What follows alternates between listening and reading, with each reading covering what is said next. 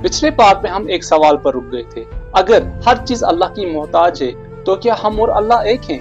आज इसी सवाल का जवाब समझते हैं। वहदत अल वजूद के फलसफे में हकीकी और मुस्तकिल वजूद सिर्फ अल्लाह ताला का है, बाकी सब का वजूद उसका मोहताज है।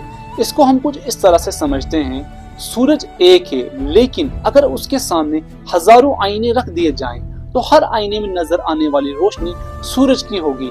अब आईना सूरज नहीं है, लेकिन उसमें नजर आने वाली रोशनी सूरज की वजह से है। इसी तरह मखलूक अल्लाह नहीं है, लेकिन मखलूक का वजूद अल्लाह ताला से है।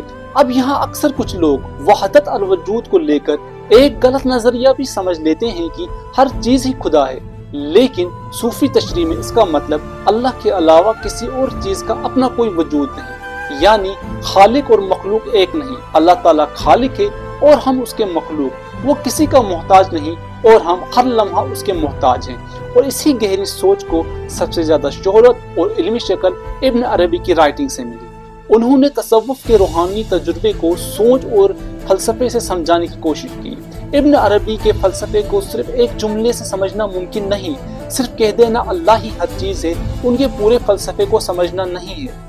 वहदत अल वजूद सिर्फ एक नजरिया नहीं, बल्कि दिल की एक रूहानी कैफियत का नाम है।